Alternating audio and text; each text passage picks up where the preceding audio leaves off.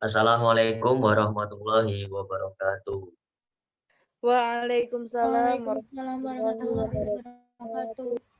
wabarakatuh. Alhamdulillah, alhamdulillahilladzi wassalatu wassalamu ala Rasulillah wa ala alihi wa sahbihi. Eh, Kembali lagi kepada pertemuan pada malam hari ini ya teman-teman, eh, di mata pelajaran pendidikan Al-Qur'an. Pada malam hari ini kita akan membahas tentang apa saja nilai-nilai dakwah yang terdapat dalam surah Al-Imran ayat 34. Sebelum kita membahas tentang nilai-nilai dakwahnya, alangkah lebih baiknya kita eh, mengetahui dulu bagaimana bunyi ayat sekaligus secara detail. Nah, berikut bunyi ayat dan terjemahannya. Silahkan.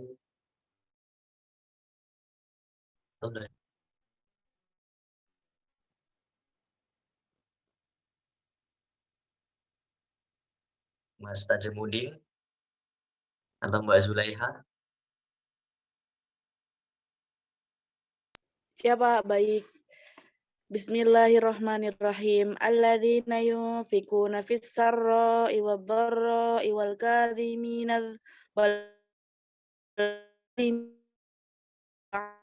wallahu yuhibbul muhsinin. Artinya juga, Pak. Iya, sekalian. Artinya yaitu orang-orang yang menafkahkan hartanya baik di waktu lapang maupun sempit dan orang-orang yang menahan amarahnya dan memaafkan kesalahan orang. Allah menyukai orang-orang yang berbuat. Ya, terima kasih Mbak Zulaiha. Eh, Subbab pertama atau kandungan surah nilai-nilai dakwah yang terdapat dalam surah Al-Imran ayat 134 yang pertama yaitu berinfak di waktu lapang dan waktu sempit. Apa sih arti dari berinfak di waktu lapang dan sempit ini? Berinfak di waktu lapang mengandung makna bahwa Allah memberi rezeki. Ya, jelas ya teman-teman, kita tahu bahwa Allah itu Tuhan segala, memberi banyak rezeki. Jika dia memiliki harta yang banyak, menimbulkan seorang merasa berlimpah harta. Sehingga tidak merasa sulit dalam menafkahi kehidupan keluarga, dan zakatnya kepada orang lain.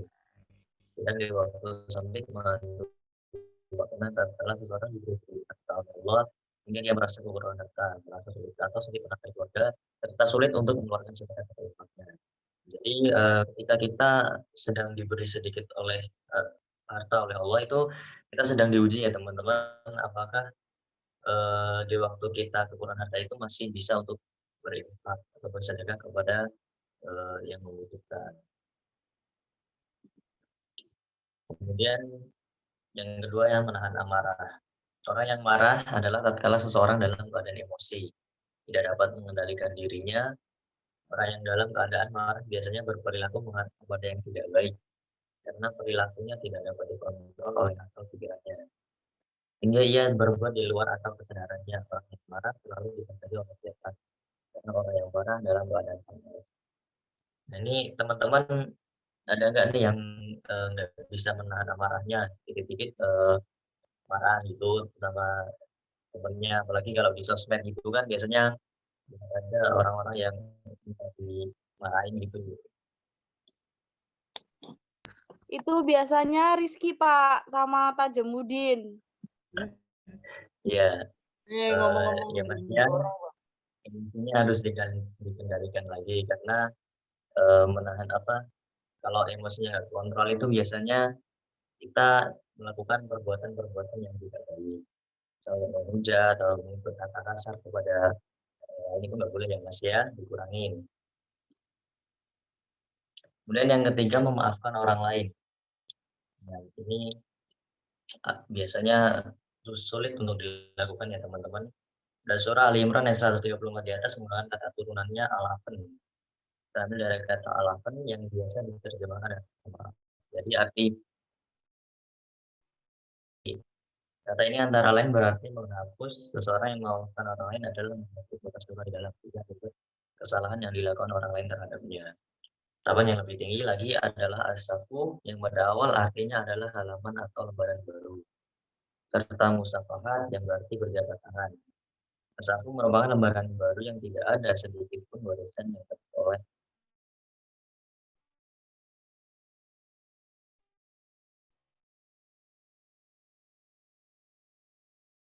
Kemudian pada kesimpulannya, dari ketiga hal di atas, menginfakkan harta waktu di waktu lapang dan sempit, kemudian menahan amarah, kemudian memaafkan orang lain, itu tahapan yang paling sulit dilaksanakan adalah yang ketiga, yaitu memaafkan orang lain. Karena memaafkan orang lain itu mengandung makna membuat orang lain jadi senang. Biasanya kan kita kalau membuat orang lain menjadi senang itu kan biasanya adalah tahapan yang sulit, kayak nggak terima aja gitu kalau orang lain menjadi senang. Nah, sampai di sini ada pertanyaan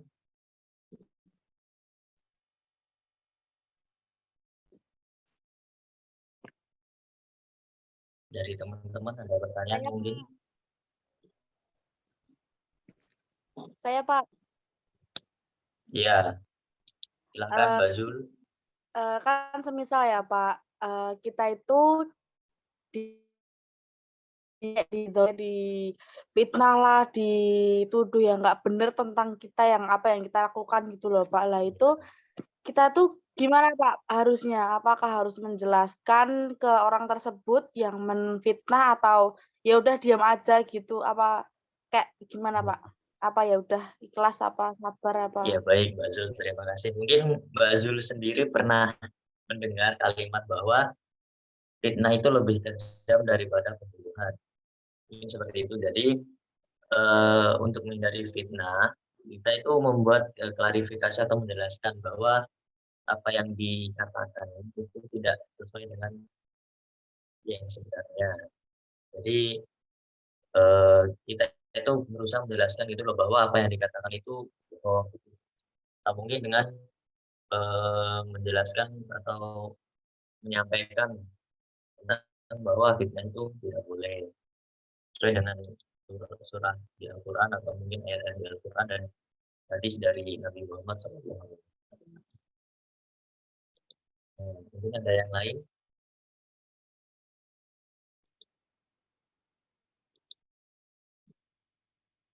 Ini Mas Tajamudin kemana ini kok?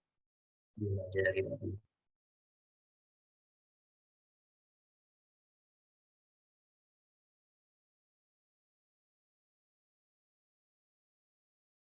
Mas Tajamudin hadir ya, Mas Tajamudin. Gimana Pak? Gimana? Mau bertanya nggak Mas Tajamudin? Kalau nggak nih saya kasih soal. Enggak Pak, saya baru pusing Pak. Nah, kalau begitu saya kasih kuis. Kalau bisa jawab nanti saya kasih tambahan nilai. Mas Tajamudin silahkan dijawab Mas Tajamudin. Di bawah ini manakah isi kandungan yang tepat pada surah Al-Imran ayat 134 tadi yang baru saja kita bahas?